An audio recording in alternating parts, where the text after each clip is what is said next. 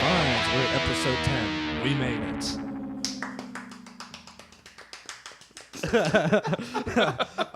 I'm very happy with that. Today at the table, it's me, Chris Morrison. I'm Ian. And special guest. I am Joe. And Joe, our friend Joe, is here. Cody and Kyle couldn't make it this time, so our roommate Joe is sitting in. The Gentleman Bastards episode. It is. Yeah, we are the Gentleman Bastards. At Bastard Hall. At Bastard Hall, our home. In Bastard Studios, actually. This is in the kitchen, Bastard Kitchen Studios. Exactly. Sitting at the round table. Sitting at the Bastard round table, drinking my Bastard Coke. And vaping your Bastard vape. Yeah, but it's all copyright, you know. Exactly. Exactly. Sponsor. Yeah, sponsor. Gentlemen Bastards ourselves.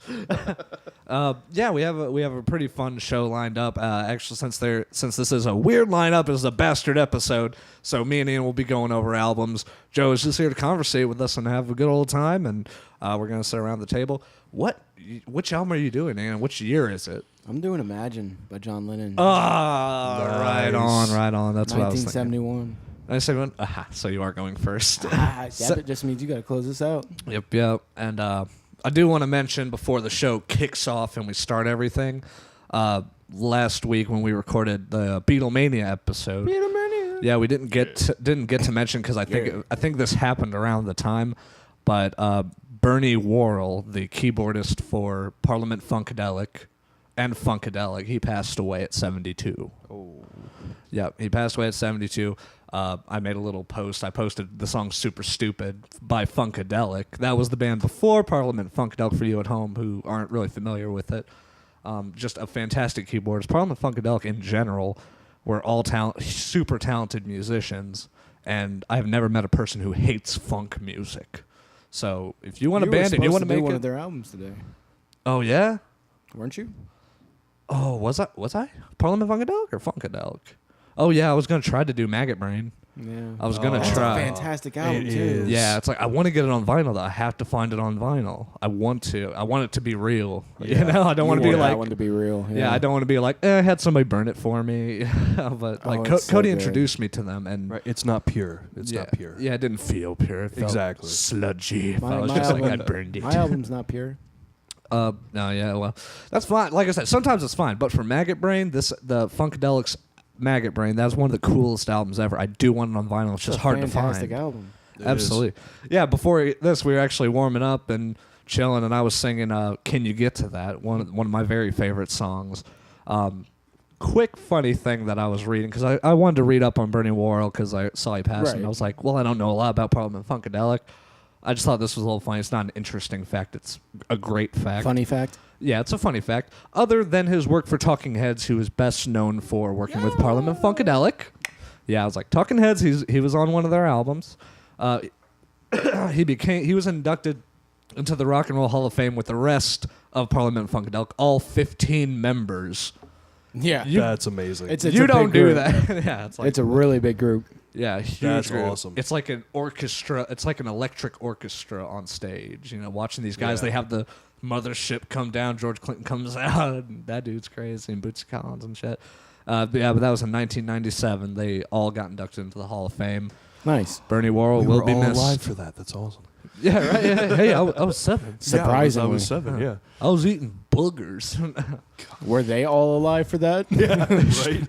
Well, drugs. I don't know. Yeah. But yeah, that's why I read up. I just wanted to state that beforehand. Like, we want to give you a big, awesome farewell from the Pure Finds family of Bernie Worrell. Hopefully your family's doing well. And thanks for all the awesome-ass music. So, Man, we didn't give that send-off to Prince. Yeah, we were just like, hey, Prince is dead. And I tried. I was like, oh, park your little red Corvettes, Raspberry Berets. Purple Rain. I was throwing out there. I was trying to be real, but Kyle and Kyle were just like not having it. I was like, okay, that's fine. That's how they roll. I dig it. Right. Yeah, let's start off with John Lennon. John Lennon. I got a dog at my feet. It feels weird. Oh yeah, Daisy's joining us. The bastard house pup. The bastard bitch. Right. Anyways, I am doing Imagine by John Lennon. Imagine. Everybody's got to get their fix in. Of course. Released September 9th, 1971 in the U.S. October 8th, 1971 in the UK. Okay. Wait, what were the dates? I'm sorry. September 9th and October 8th. Okay. So wait, the United States got it first? Yep. Limeys. Chris Morrison, everyone. We got your boy first. We got your boy first, Britain. What up?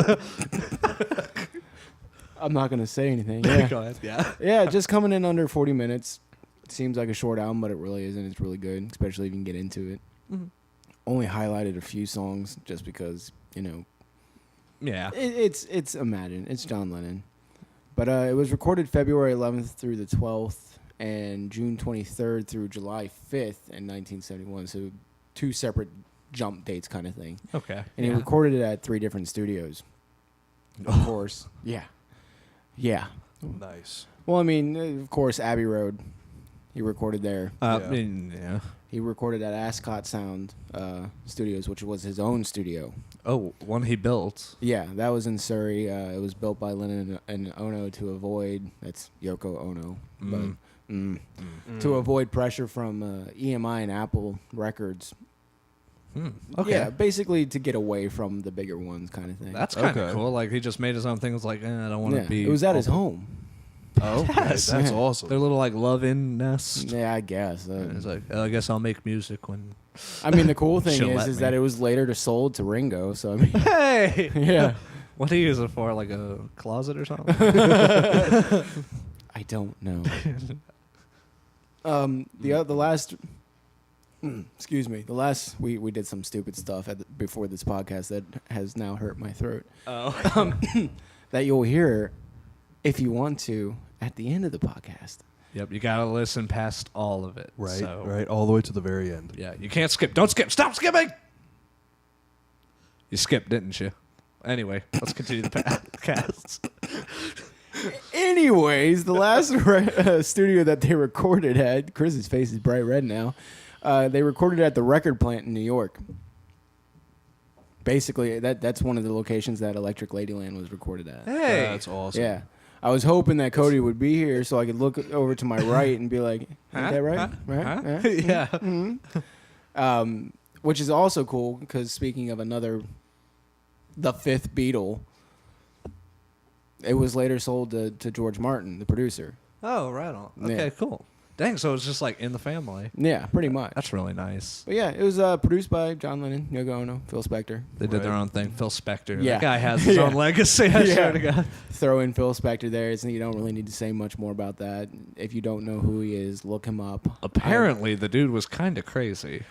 I mean, the man produced some amazing stuff. I'm sure people will sit there and yell at me about some of his crazy or his court shit or whatever. But I mean, the man in his earlier days did some amazing stuff. Yeah, like I was watching a documentary on the Ramones probably like a month or two ago, and they mentioned it, Phil Spector, like they went and hung out at his house, and Yeah. Joe was getting a weird vibe, and Johnny was just like, "This guy's fucking crazy!" Like he's waving a gun around and just Yeah. talking about drugs and the conspiracies and da da da da. I was like, He's a bit what? out there, but he did produce some amazing stuff. Phil Spector. Mhm. Yeah. That's definitely a name worth remembering. Everybody at home. Yeah. Absolutely. But yeah, this is the album was recorded during a time of bad feelings between John and Paul. I mean, this was basically recorded a year after the Beatles broke up. So if anybody who's listening out there in internet world, it's kind of going along with my little trend here. Yeah. But I did Paul, then the Beatles Mania, and then John, Yeah. which I'm not done yet. Ooh. Stay Yeah. tuned to find out who else is coming. Premonitions. But yeah, it was recorded during the bad feelings time. They really had a tough time breaking up. Well, shit, they were working together for decades. A Yeah. decade. Yeah, okay. If you're hanging out and playing music with somebody for 10 years. Well, okay, I should say in the limelight for a decade. Before then, back in Liverpool. yeah, well, it sounds like they've been playing before then, so it's Yeah. been, it was a bit, man. Like, that kind of breakup is, I imagine, Hard. really tough. Yeah, and so I mean, like the songs that I highlighted here just are some of the ones that stick out to me, and definitely the ones that stuck out in a way that it's like, oh, those are kind of worth mentioning, kind of thing. I'm not going to go through the track list because I mean, if you want to hear it, you can look it up yourself. But How Do You Sleep? It's how did they put it? They like resentment and withdrawal from Paul and the Beatles was kind of like the backstory to it. And what was it? Said it was a resentment and withdrawal from Paul and the Beatles to write. He didn't mean it as, and quote unquote, a terrible, vicious vendetta. Mm-hmm. So it's like he basically wrote it at first to get back at Paul. Oh, wow. Okay. He was Taylor Swifting. And then later, I think this man's got some more. It's probably a little more in depth than that. Yeah. More merit, that's for damn Yeah. sure. More Yeah. merit, but I'm sorry, like, you can't get above the, like, I don't know, writing a revenge track. Oh, this album's full of it, and I'll trust me, it's going. It's going. Right. I mean, Imagine, of course, the title track. Hell If yeah. you haven't heard it, it's a fantastic fucking song. Please listen to it. It really is, especially for anybody younger. If you're trying to learn piano, great song to learn. I mean, even then, like I was trying to think of an age, and I keep forgetting that I'm not in my early 20s anymore. So I can't be like, oh yeah, I'm kind of cool for listening to older music now. Now I got to think it's like, I'm supposed to listen to older music. well, yeah, kind of. But I'm I supposed to couldn't- say, like, you don't know music like I know music. Well, how about this one? I have a younger brother and sister, and there's 9 years difference between us. They're 19, and they know this song. You know. Yeah. So maybe somewhere around there, that age generation, listen to it. It's fantastic. Yeah. The next one is Jealous Guy, which is another one of my fantastic favorites. Yeah, that's a really good one. I've heard that before. I really, really like that one. It was originally composed as Child of Nature during their 1968 Beatles trip, India trip. Uh-huh. Child of Nature, that reminds me of the song, I think it's on the White Album, Mother Nature's Son. Or is that on Abbey? No, I don't think it's on Abbey Road. Mother Nature's Son. I think it is the White Album. Yeah, I White Album. think. But and then the next two that I had were called How and Oh My Love. Both were really great. This one I kind of had to look up a little bit because I didn't quite understand it. These two songs were influenced by his experiences with primal therapy. Primal therapy? Primal therapy. And I had to look it up, and you guys can correct me if I'm wrong. I internet searched this. I don't know this knowledge off the top of my head. Gotcha. Okay. But it said that primal therapy is trauma-based psychotherapy that argues that neurosis is caused by the repressed pain of childhood trauma. Oh, wow. Yeah, so I kind of had to. I know some of those words. Yeah. Well, I mean, if you really look into it, it's like you go into his mother. You know, his mother died when he was younger, and kind of thing, and it I don't know. Wasn't her name Julia? Yes. That's what the song is. Julia. Aw. Yeah. Damn, that's sweet of him. Yeah. The next one was Give Me Some Truth. This one I thought had an interesting backstory. It was originally heard during the Beatles' Let It Be sessions in 1969. Oh. Yeah, it appears on this album, Imagine, with a new bridge in it, basically. Cool. Yeah. But let's see here. It was released, like I said, 1971. Earlier, this is where we start getting into those little feud things here. Early editions of the LP included postcards with Lennon holding a pig, which was in mockery of Paul's similar pose with a sheep on his cover album of Ram. Oh, damn. That's Yeah. cold. Yeah, the other cool thing that I thought was pretty interesting, fun fact, was it was originally released in quadraphonic. That's a really fancy word for saying 4.0 surround sound. Okay.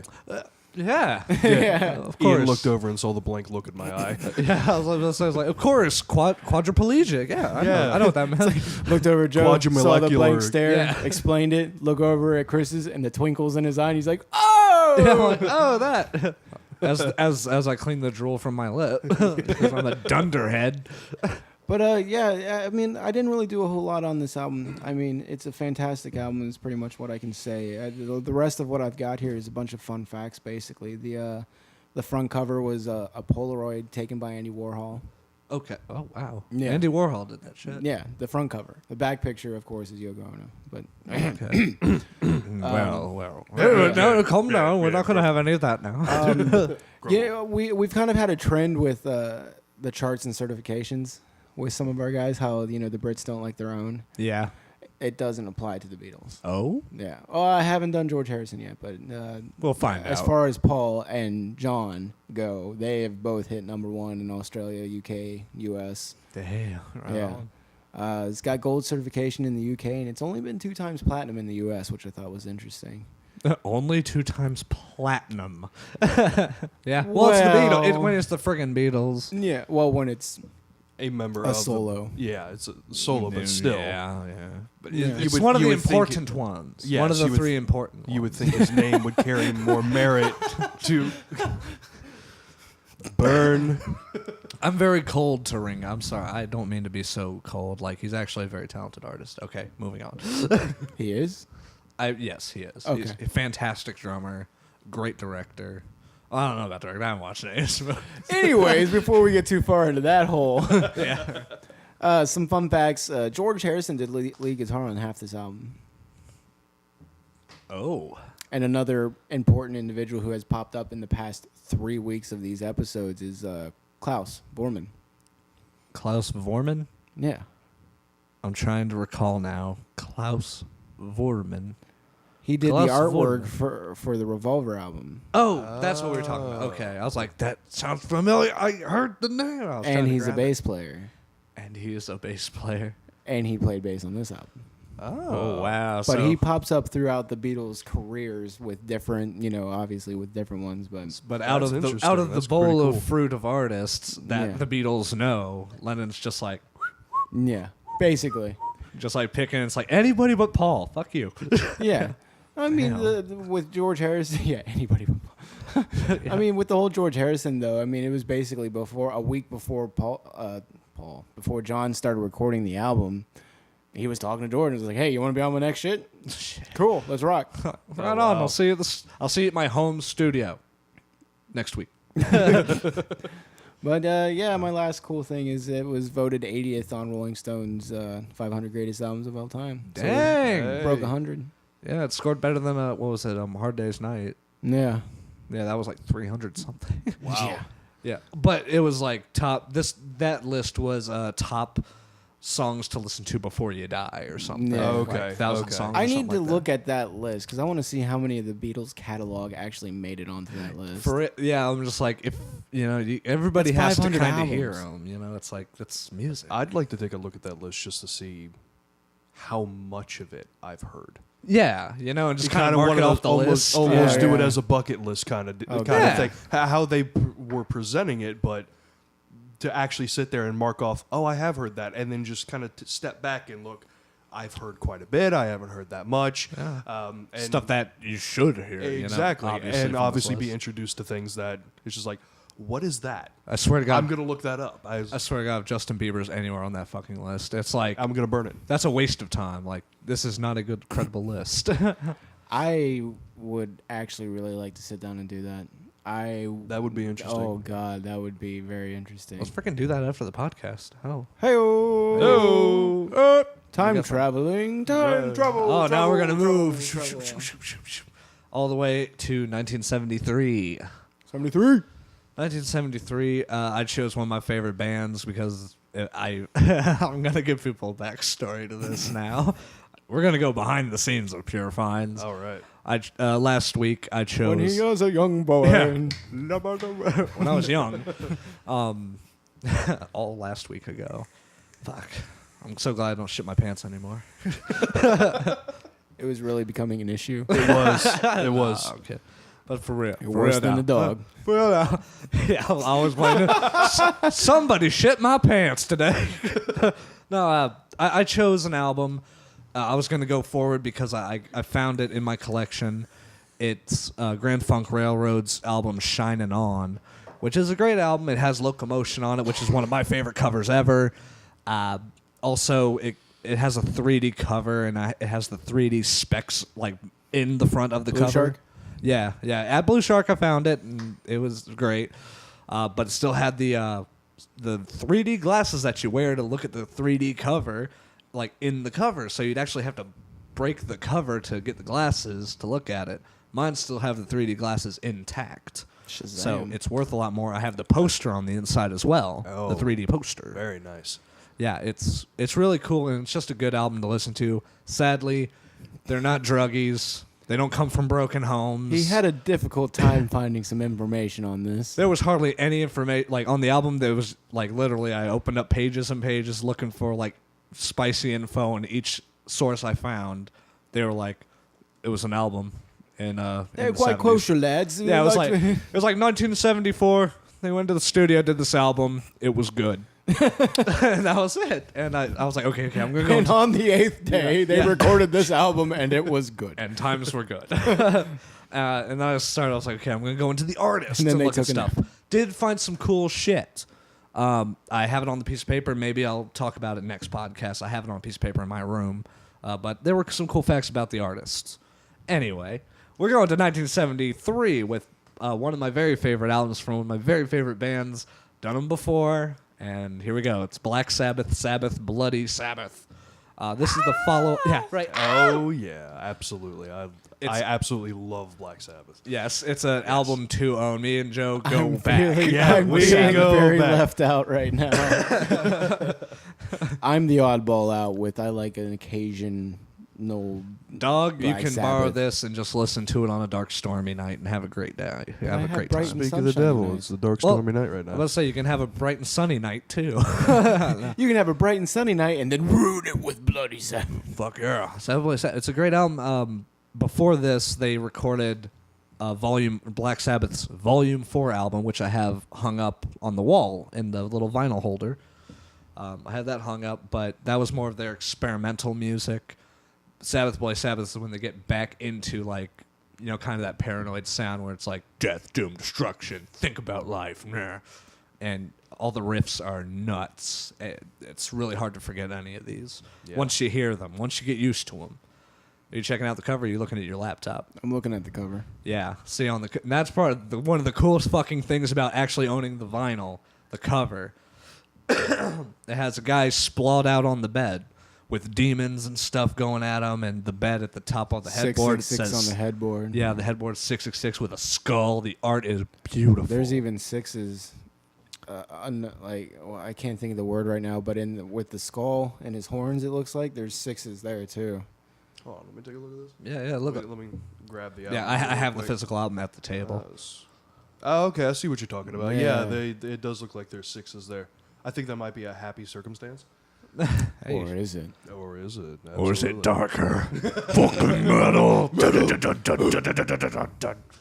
Yeah. When I originally saw this, my friend Skip introduced this album to me, and he had the CD of it, so all we got was the front cover. It wasn't even this provocative. What's on the back? This cover has titties on it. Doesn't? Yes, it has does. demon titties on it. Oh, it really does. Yeah. Yeah. So So I see two. yeah, but Hand this over the to idea for the album art, Ian, yeah, you can take that and look at it. On the Oh, front of yeah. it, what they wanted. Actually, let me. I have some notes so I can name drop real quick. Drew Struzan. Who? He also did the cover. Strudel. Yes, Strudel. Struzan. He also did the cover for Alice Cooper's $1 Billion Babies. Ah. Yeah, he did that. Okay. And the idea behind it was, at first, like I said, when I saw the CD that Skip had, when Yeah. he showed me, I was like, is this like a demon possession taking place? Like, that's really cool. That's a great idea. The concept of it is, the front of the cover is the man laying down and experiencing a horrible death. The back is a man experiencing a peaceful death. Okay. And that's the idea of it. That is very cool. That is something I did not know. Oh, I see it now. Because you can see the snake strangling the guy on the front, kind of. Yeah. Well, I mean, you And in can the look back, at the the front guy's- and be like, hell, Yeah. heaven, Yeah. hell, heaven. Exactly. Yeah, the back is just very peaceful. It's a guy peacefully laying in bed with under the covers, like warm and comfy, Right. surrounded by people who care at his bedside, Warm Exactly. and comfy. and totally not getting Strangled by snakes. Strangled by snakes and touched by demons with titties. Titties. Titties. Very immature. We just sometimes. became 9 again. Yeah. Right. Boobies. We did it. Okay, so now I'm gonna go. I'm gonna go. I don't into- mean to cut you off, but just some of these songs on here. Yeah, do your If I'm thing, do your cutting thing, you off. Joe. Sabbath, Bloody Sabbath. The first time I heard that, it was absolutely almost euphoric for me, just because I was introduced to Ozzy before I was introduced to Black Sabbath. Yeah. So to be able to kind of travel back and listen to where he came from, and then hearing songs, even the knockoffs like Fluff. Yeah. Fluff is amazing. I love Actually, Fluff. let's go through this real quick. Okay. So I'd say keep doing what you're doing because I got a couple of things for these songs. Okay, yeah. That I found I didn't know. Okay, what do you got? What do you got? Okay, so you were saying Sabbath, Bloody Sabbath. When it goes into that bridge, that's when you really experience Ozzy's voice. That where can you run to? Exactly. And it's really magical. What more can you do? Yeah. Yeah, it's really great. And you mentioned Fluff. Fluff was actually named after Alan Fluff Freeman, Fluff. one of the few British DJs that would actually play Sabbath tunes Really? That's on cool. radio. Yeah. Oh, Nice. that's cool. Yeah, having a dude's- tribute like that. Yeah, guy's name, like his nickname is Fluff. I guess he's just like, was it Alan the Fluff Freeman? You know, whatever. Right. But yeah, he was one of the few guys that would be like, yo, we're playing Sabbath on the radio. And so that's cool. yeah, so they honored him with that.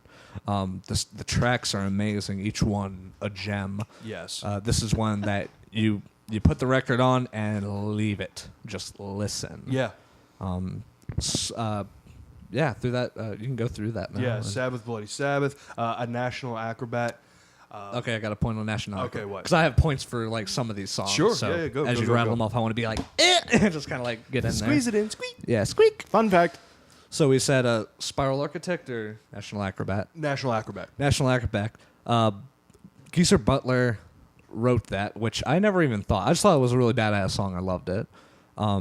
Surprisingly, from what I've learned, from what I know, Geezer writes a lot. Oh yeah, He composes most of it. Yeah. Of the lyrics. Yeah, most of the lyrics, yeah. That's where you get a lot most of the dark of, doom lyrics. Yeah, and- most of 13, Sabbath's most recent and last album, he wrote majority of that. Yeah. Majority of the lyrics. And if I don't remember exactly what... it pays very good homage to... oh, God, the name escapes me now.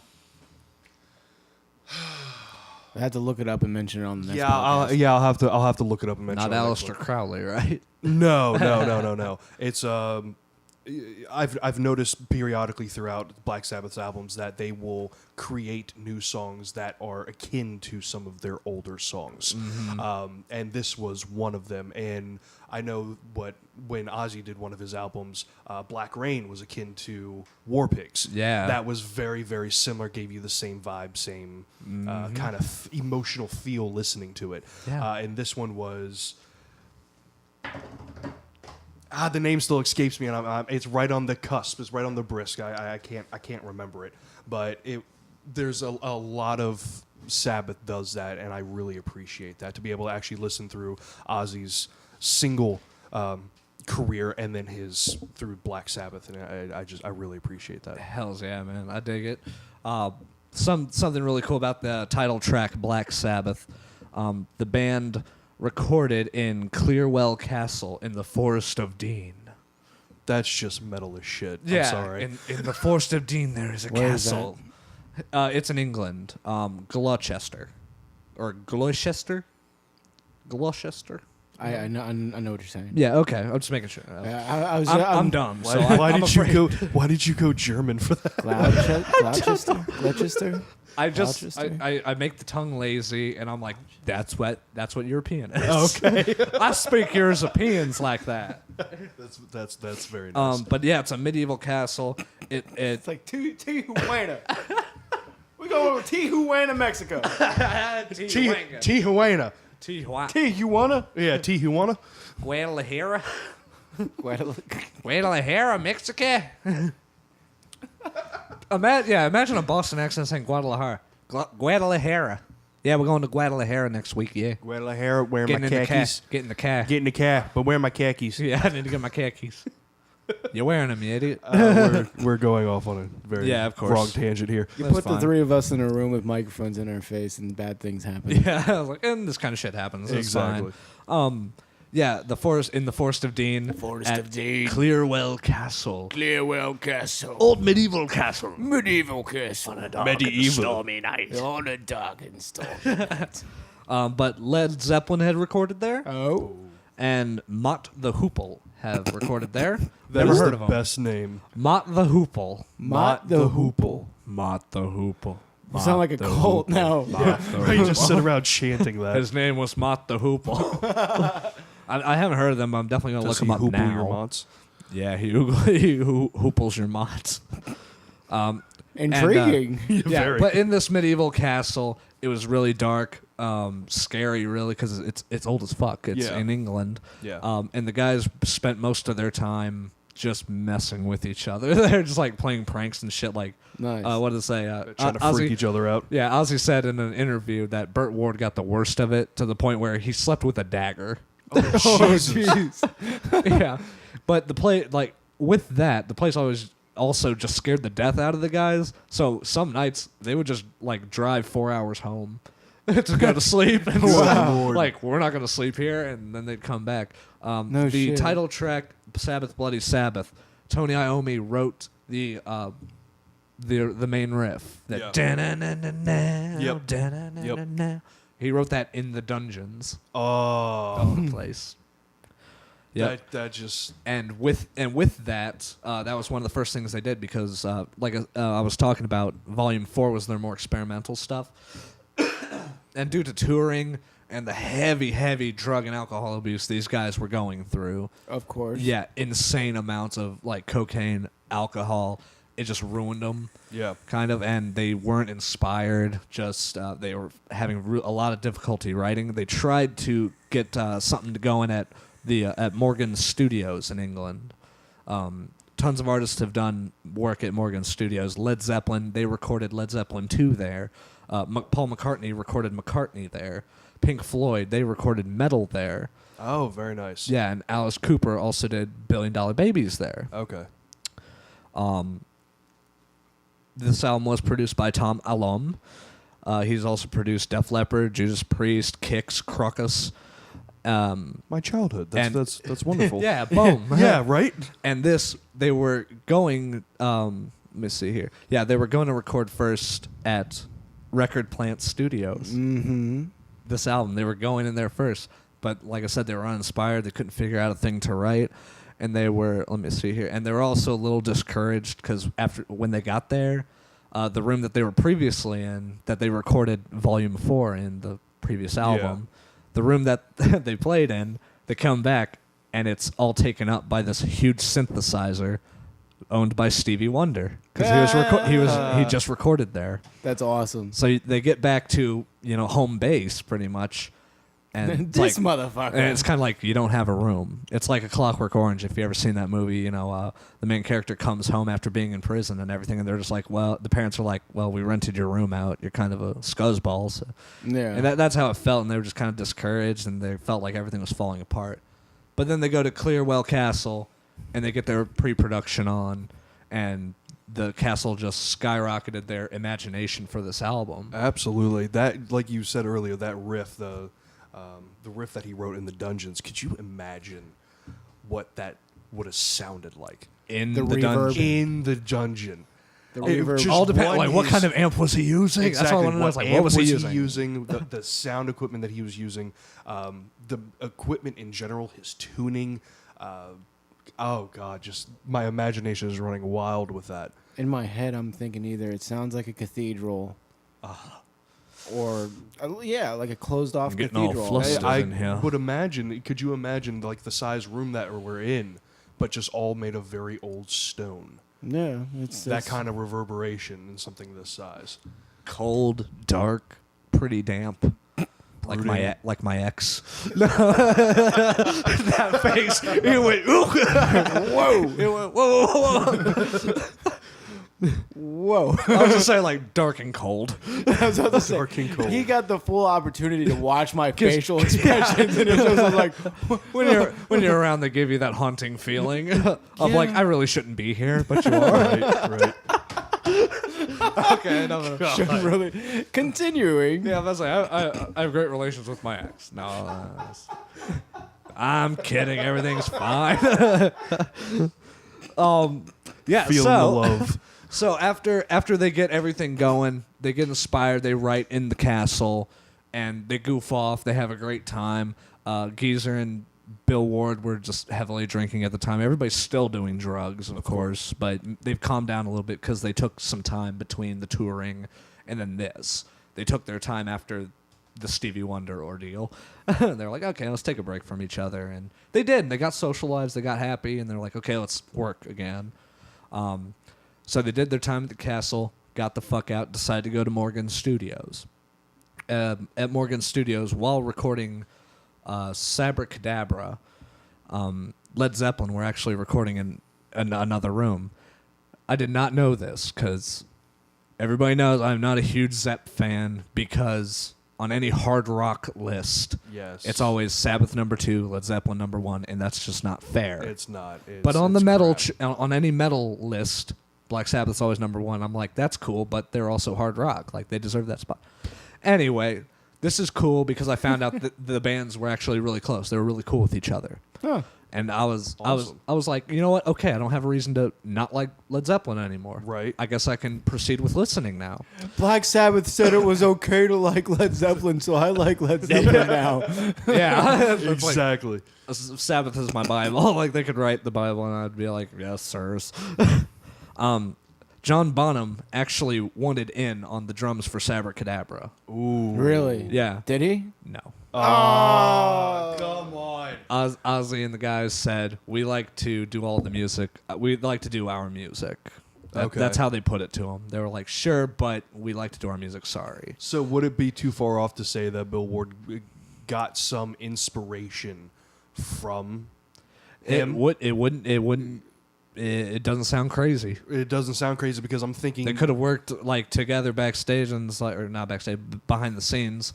They could have just been like the listening to dungeons. each other. Yeah, in the dungeons. And the dungeons were bad. Things happen between the bands. Oh, good God. Knife fight between Bill and About to Bonham. say Ringo. I was about to say Ringo. I was like Ringo Starr with like the belted together arms. With, Ringo's John just Bonham with the knives. Ringo's just in there by himself with a knife, just Yeah, it's like stabbing at the darkness. I was thinking like a drummer cockfight. Kind of. Oh, God. The rest of the members are just throwing money at him. And they're sitting there with knives and so like.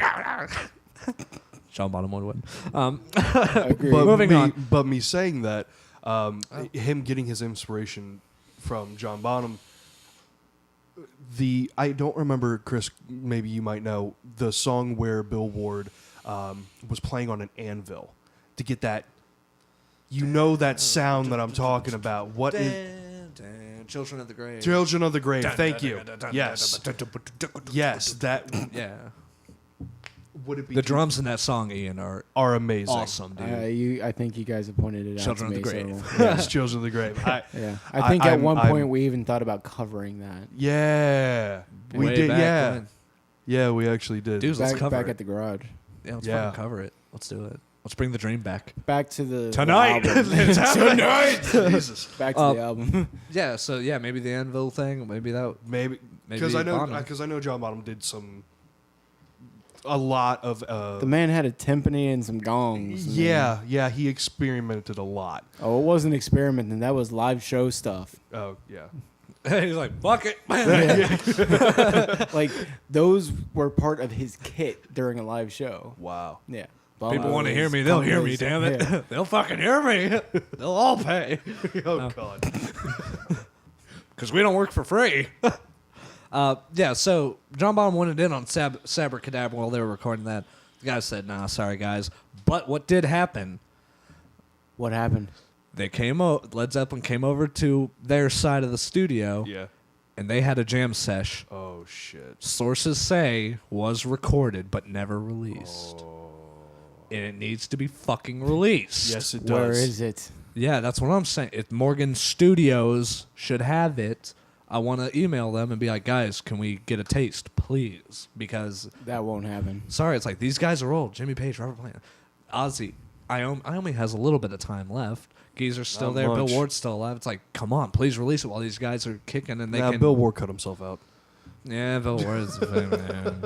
Other than I'm not happy about band that. disputes or whatever, Yeah. I mean, it'll never happen unless like they're making some buco's amount Skrilla. of Making any, songs, Skrilla any, all any the sort time. of quatloos in there, Yeah, Quatloos. Yeah, so and that was really exciting to read. Was like, damn, there's a Led Zeppelin Black Sabbath jam sesh recorded. I want to hear it. Yeah, exactly. that Like, was- we're all sighing. Paige and Iommi in the same room. Yeah.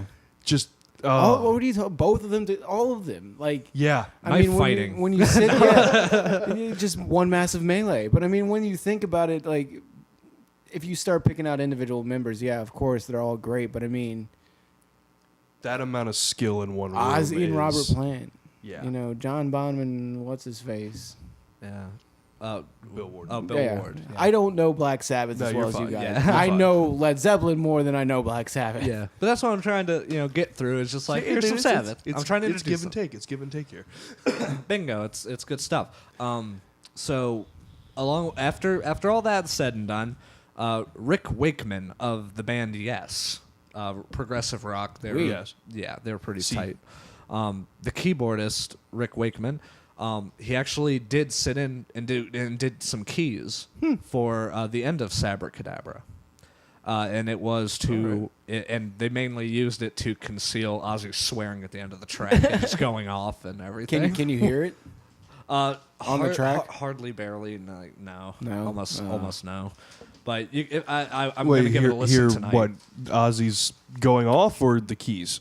The going off. Oh, the going off? Yeah, I was kind of curious. Yeah, I was about to say, what was I'm he gonna- going off about? Did it say anything? I don't know. My source could not tell me any more of that. It just said it was to conceal him swearing and going off and using ruddy language. Ruddy. Ruddy. It's like dark. What's with the hand movement? It helps me when I use weird words. Ruddy? I hold my left hand up and I swizzle my wrist back Swizzle. and forth. Swizzle. I used it while I swizzled. Swivel. No, swizzle. Swizzle. Yeah, you mispronounced it. I'm terribly sorry. Not swivel. What the fuck is swivel? No. Everything needs Oh a my Z. lord, he's dumb. Yeah, so like that was just fun information. He's I going thought to that hit the was- retard wall. I thought that was great. So I did go into. I have to listen to this album again because yeah, that's I've getting listened- played tonight. yeah, it's like the Sabracadabra stuff in general. I'm like, that was really neat to learn. I learned all sorts of stuff because I never looked up information. I just listened to it a ton, Yeah. so I know all the songs and I love all the riffs. Okay, so Spiral Architect, completely badass song. It's very, it's so emotional with the lyrics, and it's kind of like trippy. When you actually read the lyrics, silver ships on plasmic oceans in disguise, that kind of stuff. It's like, whoa, what the hell are you talking about, man? I'm digging it. Butler wrote that. What are you Geezer- on, dude? Yeah, the bassist Geezer Butler actually wrote that about the concept of a being taking life experiences and placing them into your DNA to create like a unique life form. What the fuck was he on? Cocaine, alcohol, So that's what it Every takes. drug known to man and 3 known to monkeys. Like that's how much. He found the Forbidden Three. Yeah, he found the forbidden 3. Jeez. What are they? Jankum. Jankum. And then Splagoosh and Boosh. The offshoot of Splagoosh. Don't take that one after 4 o'clock. Yeah, right. Not after 4 o'clock. Not after midnight. Don't feed it after midnight. You got to boil it down, add some bacon. No, I'm just kidding. No, you use the baking soda to cut it. So, Yeah, you right. you can get a bigger cut of the cash. Know what I'm saying? Know what I'm saying? Nah. So the song National Acrobat, fantastic. Oh my God, the guitar work on that song. It's very impressive. Any aspiring guitarist, if you're trying to learn some new awesome riffs and stuff, if you've lost inspiration to learn how to play some songs, try to learn National Acrobat. You're going to have a great time, and you're going to have you're going to have the hearts of Sabbath fans in your hands if you ever play that song, the riff of it in front of them. That song, Geezer Butler wrote, under the concept of the sperm reaching the egg. Wow. Or an almighty being, Wow. or how an almighty being could choose which sperm makes it to the egg, you know? Like, not you, Timothy, not you, Sandra, but you, Ben Affleck. You know, it's like that kind of shit. And I was just like, I was pretty like, wow, man, that's some really crazy writing, and I'm gonna have we're gonna have a listen party tonight. Because I was like, I gotta listen to it. One for this End of Sabracadabra, two for Spiritual Architect, and the National Spiral Architect, and Just the gonna National listen to the Acrobat album. lyrics. I just have to. And just Sabbath, Bloody Sabbath, because it's just badass. Oh, fuck yeah. I'm going to listen to the entire album. Of course. But I'm definitely going to be paying closer attention to the lyrical yeah, content absolutely. now, because it's like, oh my God. Did Geezer Before Butler, we've did heard Geezer it Butler again. just say pussy? No. We've heard it 1,000 times, but have we listened to it? Yeah, I like understood it and shit. Get out. That was reprehensible, sir.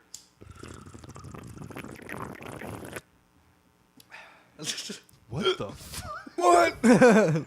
If you could hear that in my ears, you would know full-heartedly well what he was doing. Yeah.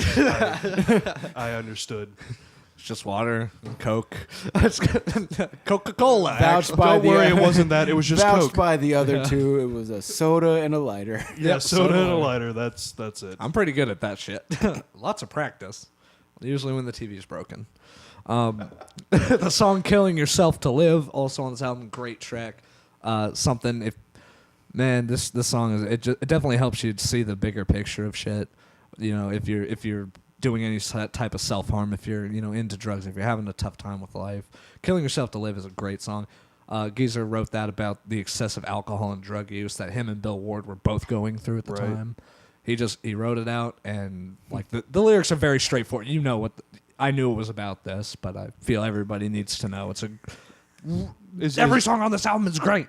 There's all great. there's room there for your own personal interpretation. Yeah, of it, obviously. yeah. This isn't about sperm eggs and No, DNA.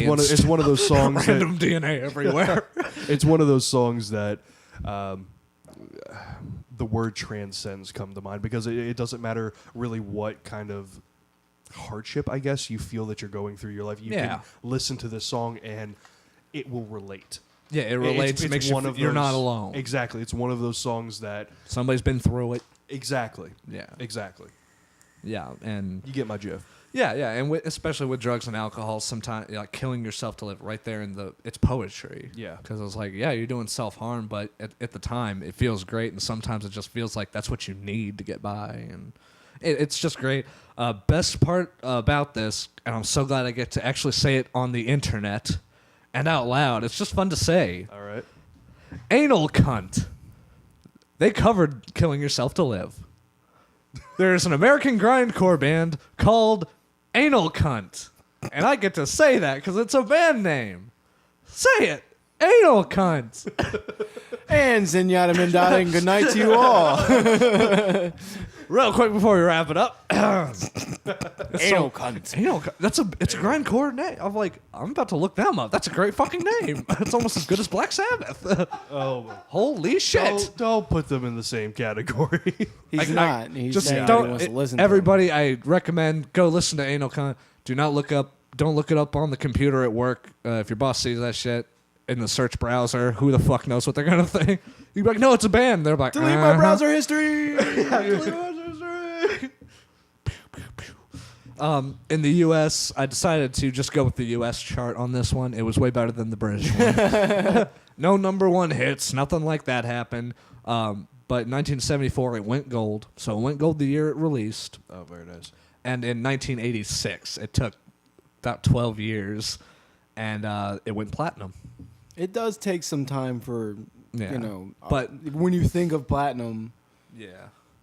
What is the parameter on million units. A million units? A million will give you platinum. Okay, well, any- 12 years to sell a million. I mean, that doesn't seem unreasonable. Don't Doesn't seem quote bad. me on this, and it's like I'm trying to remember. Well, I mean, considering some of the other groups, I think we did a group either last episode or the episode 8, where by the end of the year when they released it, it went platinum.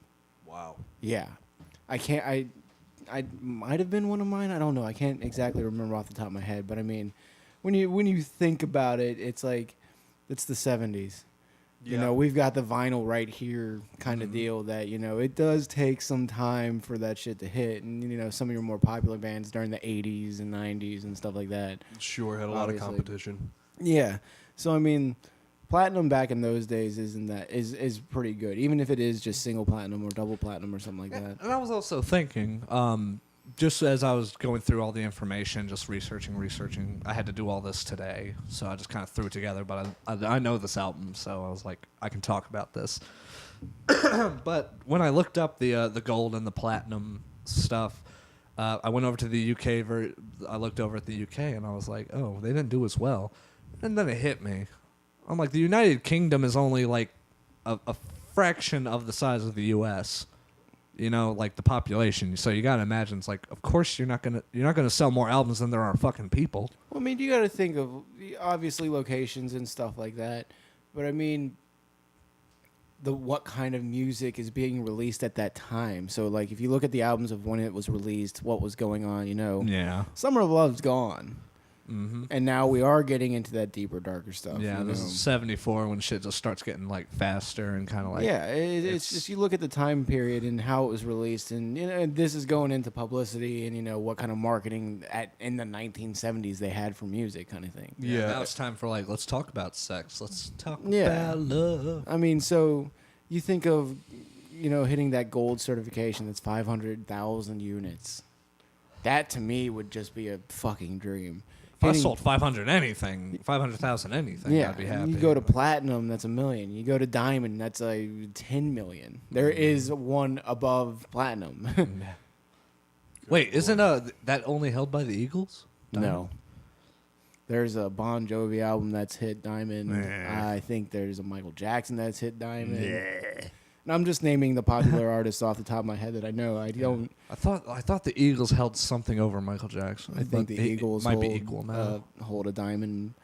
It's like I said. I know their greatest hits hit. That got like one of the biggest sales ever. It might be in like a week or a month or a year time frame, but if we're talking about an all over sales, you know, those certifications, you know, you just got to look those up. I mean, I know that there was a Bon Jovi one because when I was going to school, I saw the freaking, you know, plaque on the wall of it hitting diamond. It's impressive. Regardless of who the group is, it's impressive. Hey, Chris, what I think you were when you were saying that the UK is a lot smaller than the US and you can't sell more than the population there. Yeah. I would think that they would probably break that down and realize that if the percentage of a population of the country has purchased this album, I'm sure it probably reached that status. It doesn't go up purely probably. Each country has their own. Correct. Standard. Yeah. Each country has their own standards. Yeah. So when you say platinum the in the UK, it'll be a smaller number than it is Correct. platinum in the States. It's the same thing for Canada. Canada's got a smaller goal to reach for those certifications than the United States. Yeah. Okay, hold on one sec. I am trying to get by this. Let's see here. Oh, What are you got searching? the phone out. What is he looking? I'm looking up the highest selling albums, best selling albums in history. Let's try this one from Mental Floss. Bets on what's on top. Okay, number one, we got Eagles, The Greatest Hits, 1971 through 1975, 29 million copies. Wow. So Michael Jackson's It's Thriller. almost triple diamond. Yeah. Michael Jackson's Thriller was 29 million as well. Okay. So you've got one. I've got one. Yeah, I'm gonna do a top five. How about that? We'll close it out with a top five. Led Zeppelin 4. Led Zeppelin 4, that had Stairway to Heaven and everything on it. Okay. That was 23 million. Okay. Not bad, but that's iconic. Not bad. It's okay. It's okay.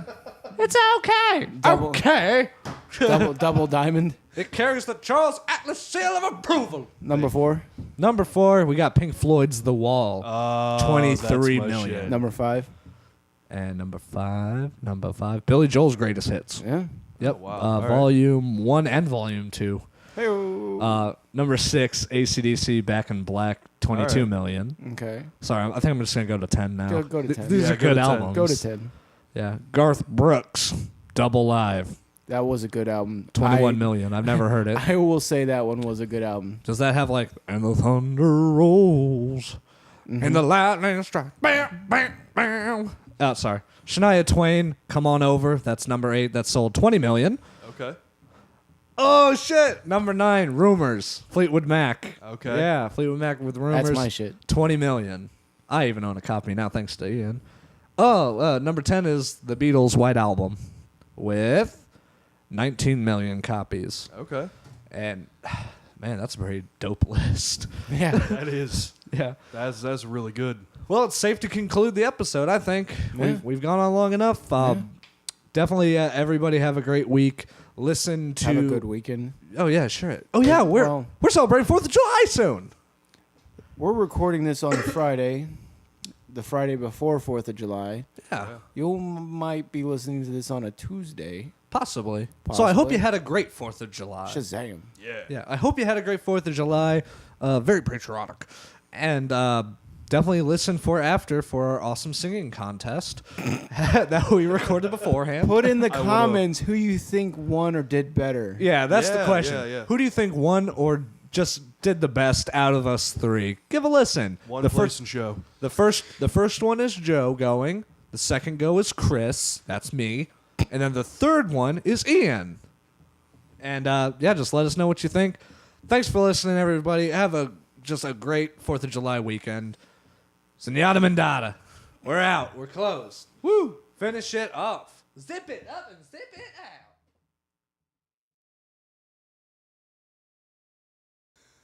I got chills, they're multiplying, and I'm losing control.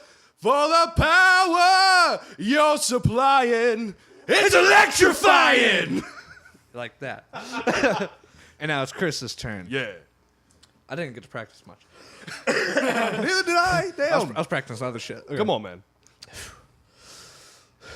All right. I got chills, they're multiplying, and I'm losing control from the power you're supplying. It's electrifying. Electrifying. Ah.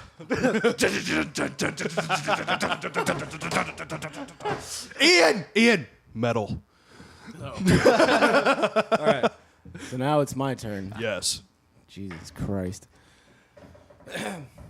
I've got chills, they're multiplying, and I'm losing control.